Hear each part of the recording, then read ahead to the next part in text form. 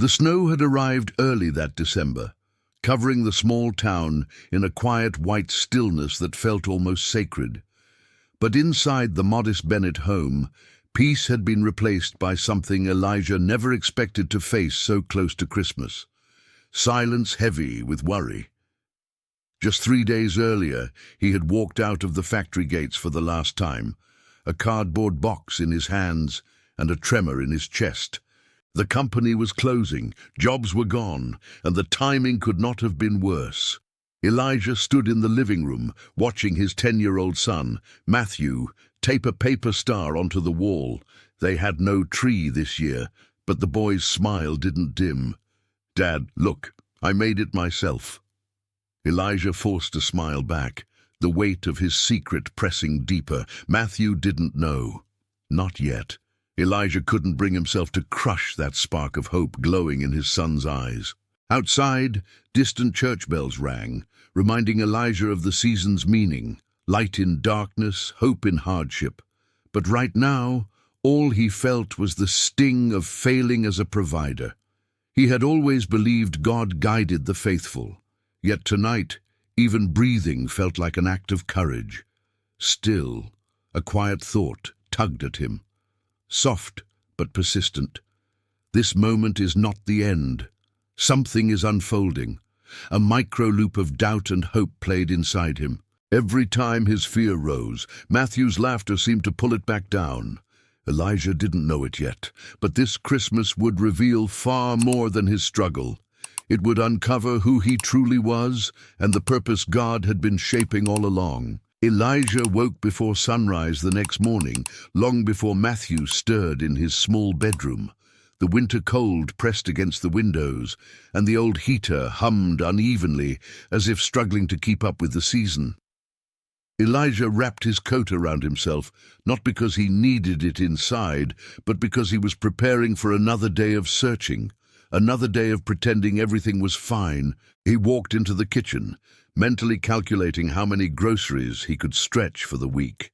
Matthew's favorite oatmeal was almost gone. The boy never complained, never asked for anything, but Elijah noticed how he scraped the spoon along the sides of the bowl, hoping for a little more. He wanted to give his son the kind of Christmas he used to know, warm, joyful, full of small surprises. Instead, he could barely hold together the basics.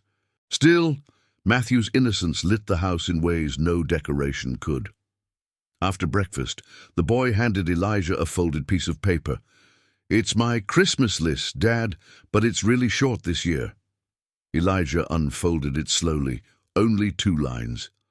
1, more time with Dad. 2, for Dad to be happy. The words trembled in Elijah's hands. He cleared his throat, hiding the emotion that swelled inside him. "This is perfect, Matthew." The boy smiled, unaware of how those simple wishes pierced Elijah's heart deeper than any gift he could purchase. As Elijah walked Matthew to school, the snow began falling again. The town looked peaceful. Small shops with evergreen wreaths, streets filled with neighbors sharing warm greetings, children laughing as they stepped around slushy puddles. The local church sat at the end of the street, its doors open as usual, inviting anyone who needed a quiet moment of refuge. No candles lined its interior, just wooden benches, soft light from the windows, and the gentle murmur of people offering prayers of gratitude for the season. Matthew tugged his father's sleeve. "Dad, when you pick me up later, can we go inside and thank God for Christmas, even if we don't have gifts this year?" His voice was gentle, sincere. Elijah nodded, touched by his son's instinct for gratitude despite their uncertainty. "Yes, buddy, we can do that." After dropping Matthew off, Elijah headed into town with a worn folder containing his resume. Shop after shop, office after office, he asked the same question. "Are you hiring?" The answers were polite but discouraging. "Not right now. Maybe after the holidays. We wish we could help." With each rejection, the weight grew heavier. But something unexpected kept happening. Each time discouragement pressed in, Elijah would remember Matthew's Christmas list, or hear his laughter echoing in his memory, and a small spark of determination rose again. A micro-loop of discouragement tugged at him, yet hope kept resurfacing. By midday, Elijah stood outside a hardware store, contemplating where to try next, when his childhood friend Grace stepped out holding a box of supplies. She recognized him instantly. "Elijah Bennett, I haven't seen you in ages." Her voice carried genuine warmth. They talked for a moment, small things at first, then real things. Elijah didn't share the job loss, but Grace sensed something beneath his calm exterior. She always had a way of reading people. Before leaving, she said softly, "Whatever you're going through, don't lose heart, Elijah. God has a way of turning the coldest seasons into new beginnings. Trust his timing." Then she waved and disappeared into the falling snow. Those words lingered long after she left. Elijah breathed in deeply, whispering gratitude for that unexpected encouragement. Even in uncertainty, God had not left him alone. When he finally returned home later that afternoon, Matthew came running from the hallway, arms wide and joyful. "Dad, you're back." And in that simple, pure embrace, Elijah felt a truth stronger than fear. His son didn't need a perfect Christmas. He needed a present father. Elijah knelt, holding Matthew close. "I'm here, buddy. I'm right here." And for a brief moment, the worries of the world loosened their grip. The week moved slowly, each day colder than the one before. Elijah did everything he could to keep Matthew's world steady, walking him to school, searching for work, sharing warm meals even when portions grew smaller. But beneath the routine, the pressure tightened like a knot he could no longer ignore. 2 days before Christmas, the school held its annual winter gathering in the gymnasium. Families arrived bundled in coats and scarves, greeting one another with cheerful holiday excitement. Paper snowflakes hung from the ceiling, children practiced their lines backstage, and teachers hurried around organizing the final details. Elijah sat on the wooden bleachers, watching Matthew rehearse with his class. The boy waved from across the gym, his smile bright as ever. Elijah waved back, but his heart was restless.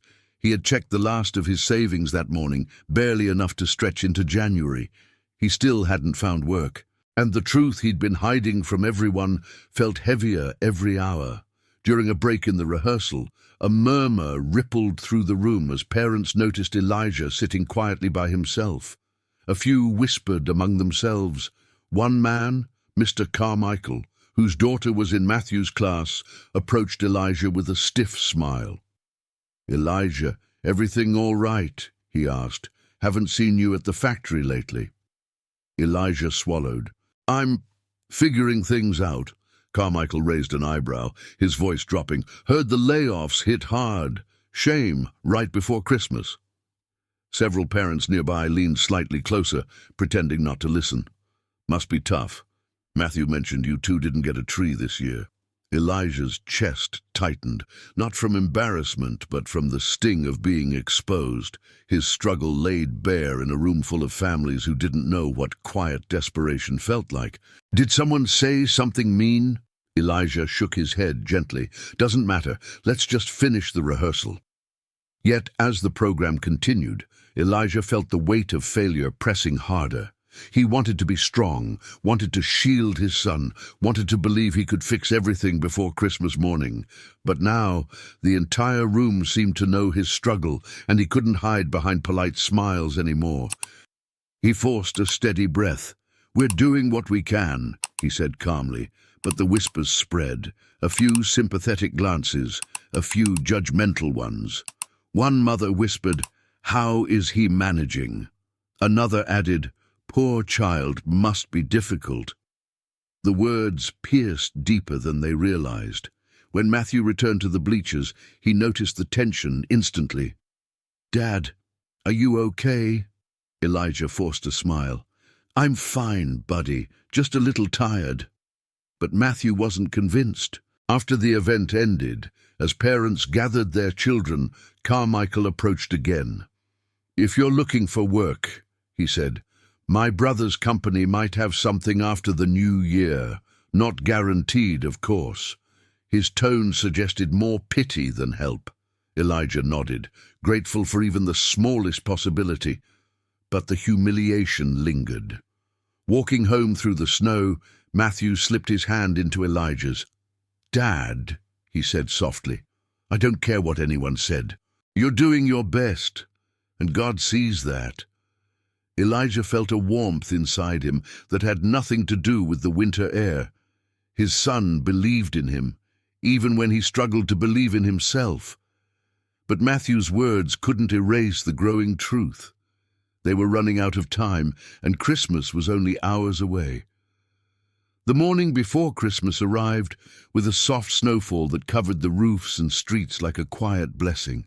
Elijah woke early, long before Matthew's alarm clock would ring.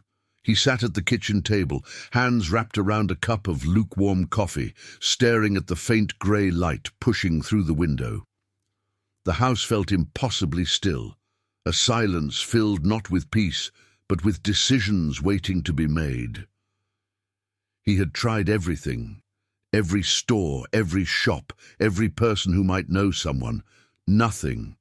And tomorrow was Christmas. Elijah lowered his head into his hands, whispering a thought he had been avoiding. Maybe I really failed. But just then he heard soft footsteps behind him. Matthew appeared in the doorway, rubbing his sleepy eyes. "Dad," the boy murmured. "Are you okay?" Elijah sat up quickly and tried to smile. "Yeah, just thinking." Matthew walked to him, laying his small hand on his father's arm. "Can we go to the church today? I want to thank God. Even if things are hard, I want him to know we're grateful."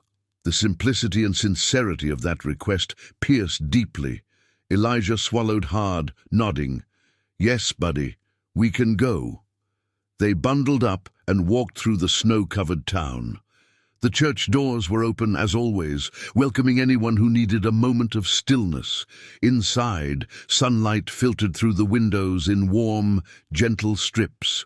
There were no candles, no ornate decorations, just polished wooden pews, a simple cross on the wall, and a quiet space for the heart to breathe. Matthew slid into a pew and closed his eyes. Elijah sat beside him, unsure whether he even deserved to pray.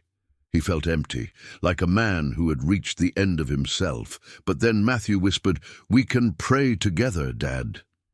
The boy took his father's hand, and Elijah felt something inside him soften. Matthew bowed his head and said quietly, "God, thank you for our home. Thank you for my dad. Thank you because even when we don't understand, you're still helping us. Please give my dad peace and help us trust you. Amen." Elijah kept his head bowed long after the prayer ended. Tears gathered in his eyes, not from defeat, but from the realization that God had been using this hardship to reveal something he had forgotten. Strength wasn't measured by a job, money, or perfect circumstances. It lived in love, in humility, in the quiet willingness to keep going. When they stepped outside, the sun was rising, turning the snow into gold. That's when Elijah noticed someone waving from across the street. It was Grace. She jogged toward them, cheeks pink from the cold. "I've been looking for you," she said, slightly breathless. "Elijah, something opened up where I work. It's not full-time yet, but it's immediate, and they need someone dependable. I told them your name." Elijah blinked in disbelief. "Really? Grace, I don't know what to say." She smiled warmly. "Say you'll come meet the manager. Today, if possible." Matthew squeezed Elijah's hand. "Dad, God heard us." For a moment, Elijah couldn't speak. All he could do was breathe in the cold air and feel something he hadn't felt in weeks. Hope. Real, living hope. He nodded slowly. "All right, I'll go." And as they walked home to prepare, Elijah realized something profound. This Christmas wasn't revealing what he had lost. It was revealing who he was becoming. As Elijah and Matthew walked back through the snowy streets, a quiet strength settled over him. Grace's offer felt like the first clear sign that God was moving, weaving purpose into places Elijah thought were empty. Matthew kept glancing up at him with a hopeful smile, and for the first time in weeks, Elijah didn't have to force one back. This moment, this fragile, beautiful shift, felt like the story wasn't just theirs anymore. It felt like a reminder for anyone watching. Even in the coldest seasons, God is working behind the scenes in ways we cannot see. If you've ever felt like Elijah, unsure of what tomorrow would bring, stay with this story, because what happens next proves how God's timing can redirect an entire life, and someone needs to hear what's coming. Elijah stood outside the hardware store later that afternoon, brushing snow from his coat as Matthew held tightly to his hand. The wind was sharp, but Elijah barely felt it. His heart was pounding too hard. Grace had arranged for him to meet the manager, Mr. Dawson, a man known in town for being fair, but also straightforward. Elijah wasn't sure what to expect. When they stepped inside, warmth greeted them, along with rows of tools, wooden shelves, and the earthy scent of lumber. It felt honest, grounded, familiar somehow. Grace waved them over from behind the counter, her smile calm and steady. "He's ready for you, Elijah," she said. Mr. Dawson emerged from the back office, wiping sawdust from his hands. "You must be Elijah Bennett." His voice held a mix of firmness and welcome. "Yes, sir," Elijah replied, standing tall despite the knot in his stomach. They shook hands, and Dawson gestured toward a small workspace near the front. "Grace says you're dependable, good with repairs, and not afraid to start from scratch. That true?" Elijah hesitated for a split second, then nodded.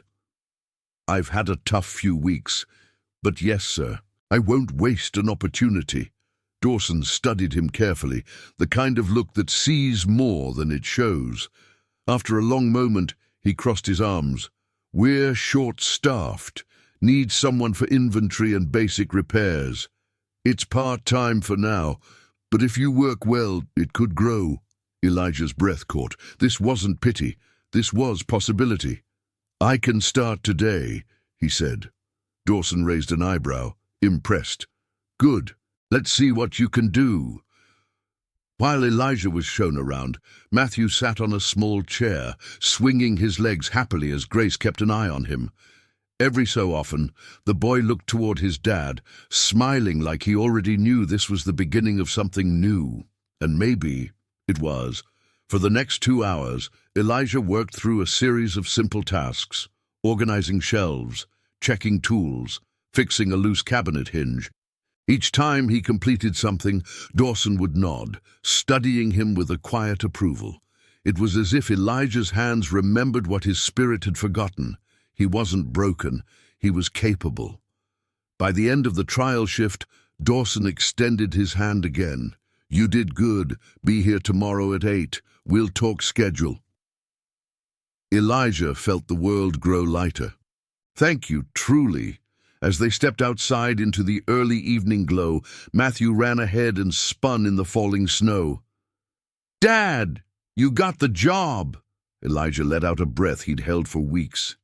"Yes, buddy, I did." Matthew rushed back and hugged him tightly. "I told you God was helping us." A warmth filled Elijah's chest, one he hadn't felt since before the layoff. He placed a hand on Matthew's back and whispered, "God is faithful, even when we can't see the way." They walked home slowly, savoring every step. The town lights shimmered through the snow, and the air felt brighter, softer, like hope was no longer hiding but walking right beside them. That night, Elijah sat at the edge of Matthew's bed as the boy drifted to sleep. For the first time in weeks, he didn't feel afraid of tomorrow. Instead, he felt ready, and that was its own kind of blessing. The next morning, Christmas Eve, Elijah woke with a sense of purpose he hadn't felt in weeks. He made breakfast, packed Matthew's small lunch for the short school day, and walked him through the crisp winter air with steady steps. Matthew held his father's hand, tighter than usual, as if sharing the weight of everything they had survived together. "Dad," he said softly, "today's going to be a good day. I can feel it." Elijah smiled. "I hope you're right." After dropping Matthew off, he hurried to the hardware store. The bell jingled when he entered, and Dawson greeted him with a nod. "Morning. Ready to work?" "Yes, sir." The tasks were simple but steady: sorting winter supplies, helping customers, checking damaged items in the back room. Elijah moved with quiet determination, grateful for every minute. Around noon, the store grew busy with last-minute Christmas shoppers. Elijah assisted an older man struggling to carry boxes, repaired a broken snow shovel for a young mother, and helped Grace reorganize the front display. It felt good, really good, to be useful again.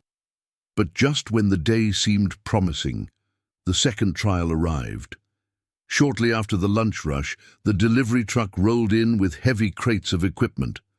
Dawson asked Elijah to help unload them. They worked side by side in the freezing air, the ground slick with icy patches. As Elijah lifted one of the heavier boxes, his foot slid on the ice. He tried to steady himself, but the weight shifted unexpectedly, and he fell hard, landing on his wrist. A sharp, burning pain shot up his arm. Dawson rushed over. "You all right?" Elijah gritted his teeth, clutching his wrist. "I'm fine, just slipped." But he wasn't fine. He could barely move his hand. Dawson examined it with a serious expression. "That looks bad. You should get it checked." Elijah's stomach dropped. Missing hours on the second day, risking the job he'd just received. He shook his head. "I can keep working." "No," Dawson said firmly. "I can't let you injure yourself worse. Go on. I'll handle things here." Elijah walked away from the store with his wrist throbbing, snowflakes melting on his coat. He didn't care about the pain. What terrified him was the thought of losing the opportunity that felt like God's answer to their prayer. At the clinic, the doctor confirmed a sprain, not broken, but swollen and weak. "You need to rest it for a couple days," she said. "Avoid heavy lifting. A couple of days. During Christmas week, during his first opportunity." When Elijah stepped outside, the sky had turned grey, the kind that promised an icy evening. He leaned against a tree, hands shaking, not from the cold, but from fear. "God, please don't take this job from me," he whispered. He knew he had to tell Dawson. He dreaded it. By the time he reached the store again, the lights were already dimming. They were closing early for the holiday. Dawson saw him approaching and met him at the door.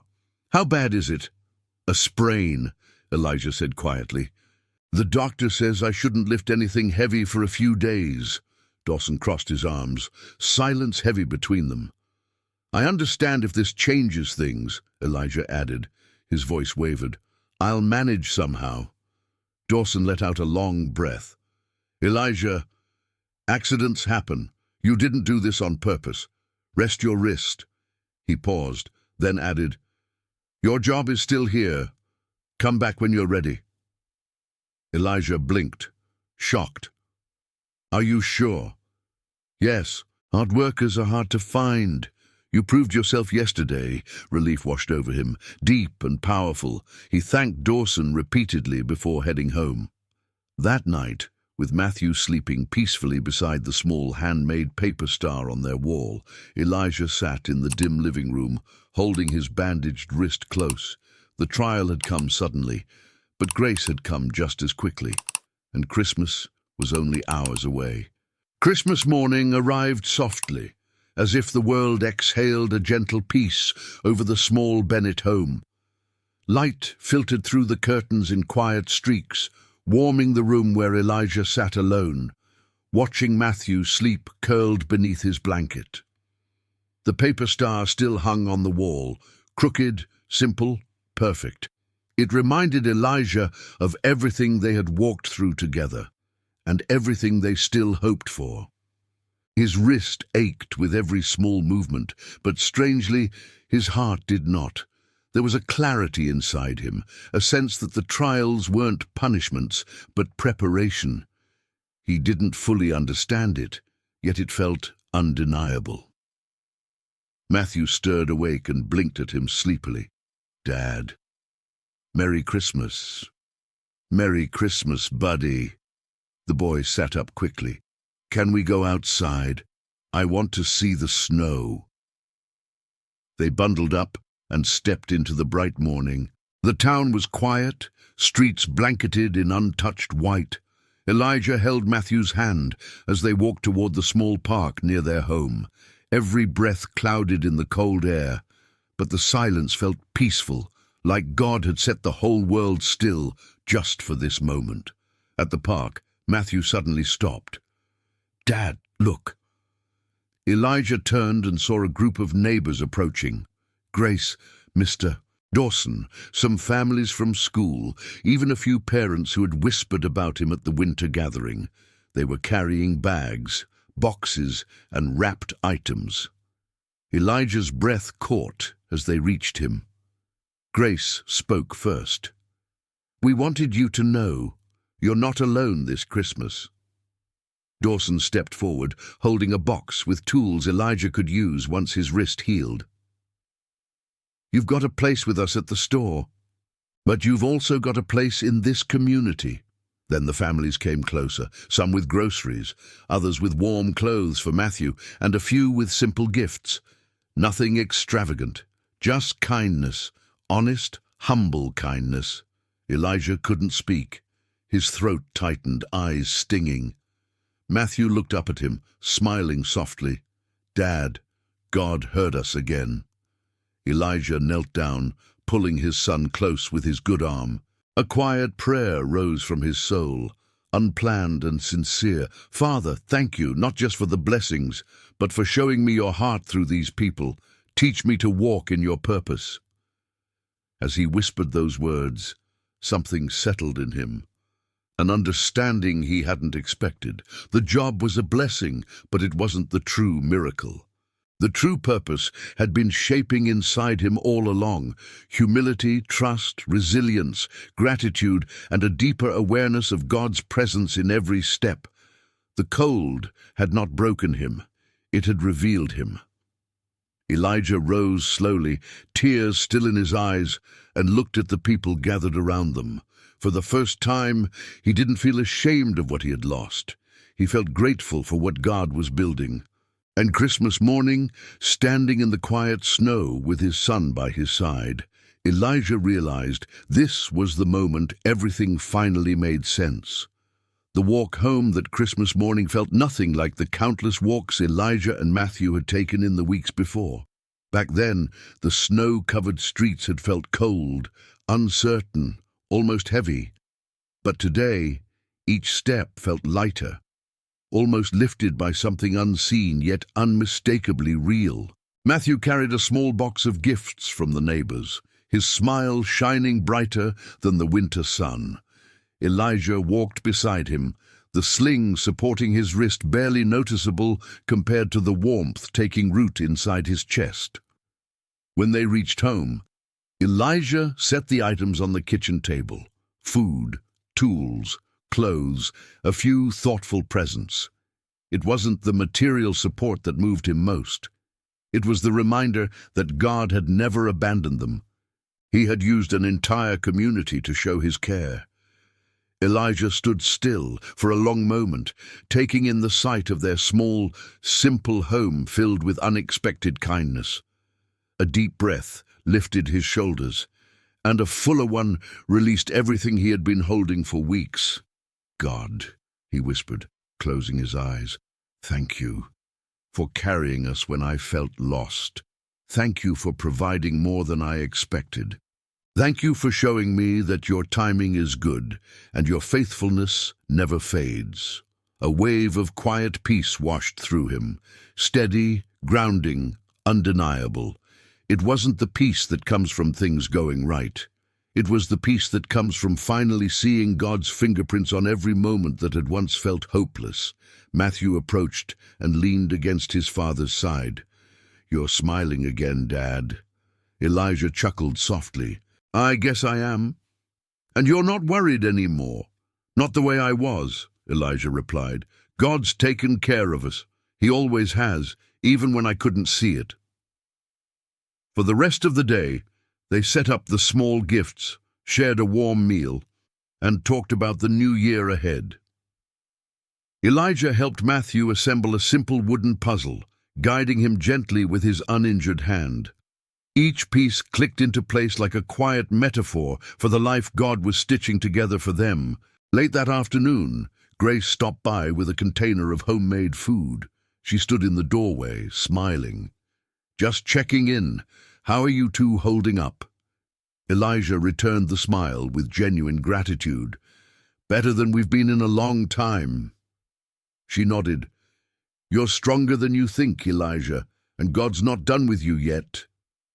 After she left, Elijah sat on the couch. Matthew curled beside him. Snow continued to fall outside, soft, steady, peaceful. Not a reminder of loss anymore, but of renewal, a season rewritten by God's grace. Elijah realized then that Christmas had given him more than a job, more than help, more than relief. It had given him his heart back. And he would walk into tomorrow not as a man defeated, but as a man restored. The days following Christmas unfolded with a quiet steadiness, like new chapters written with gentler ink. Elijah returned to work at the hardware store once his wrist began healing, moving carefully at first, then with growing confidence. Dawson kept his word, letting him ease back into tasks that didn't strain his injury. Grace checked on him often, offering encouragement and the kind of friendship that felt like a gift in itself. Matthew continued to flourish, carrying with him a deeper sense of peace, one that seemed to reflect his father's renewed spirit. Their home was still modest, still small, but now filled with a quiet gratitude that touched every corner. What once felt heavy now felt sacred. One evening, a week after Christmas, Elijah and Matthew walked through town together. The holiday decorations were beginning to come down, but soft lights still glowed from windows, reminding the town of the season's lingering hope. They passed the church, its doors open as always, offering a place of stillness. Matthew tugged his father's sleeve. "Dad, can we go inside for a minute?" Elijah nodded, and they stepped through the doorway. The sanctuary was quiet, just wooden pews, the soft hum of the old heater, and a simplicity that made the space feel warm. They sat together, letting the silence settle around them. Elijah closed his eyes, whispering a simple line of worship under his breath. "God, you are faithful, and I am grateful." Not dramatic, not loud, just truth. Matthew leaned his head on his father's shoulder. "I think this Christmas changed us, Dad." Elijah smiled softly. "I think it showed us who we really are, and who God is." They stayed there for a few minutes more, not asking for anything, only acknowledging the one who had carried them through every storm and every silent night. As they walked back home under the fading winter sky, Elijah realized something profound. The legacy of this Christmas would not be remembered by the struggle, nor by the gifts they received, but by the faith that had awakened in the middle of their hardship, a faith that would shape their days long after the snow melted. Life rarely unfolds the way we expect. Seasons of loss can feel like closed doors, and moments of uncertainty can make us doubt our worth. But sometimes, the very ground where we fear we are falling apart becomes the place where God rebuilds us stronger, steadier, and more aware of His presence. Elijah discovered that true provision wasn't found in perfect circumstances, but in a heart willing to trust God one step at a time. His journey reminds us that even when the path feels cold and unclear, God is quietly weaving restoration beyond what we can see. And when the light finally breaks through, we realize it wasn't just about surviving hardship. It was about discovering who we are when God carries us through it. Everything had a purpose. If this story touched your heart today, take a moment to breathe in the reminder Elijah discovered. Even in silence, even in uncertainty, God is working in ways we cannot yet see. And if you're walking through your own winter season, hold on. Your turning point may already be on its way. Before you go, I want to invite you to stay connected with these stories of faith and purpose. Subscribe to the channel so you don't miss the next reflection. Like this video if it brought you hope. And tell me in the comments from which city and country you're watching. I would love to know where this message is reaching hearts. May God bless your journey, and may His peace guide every step ahead.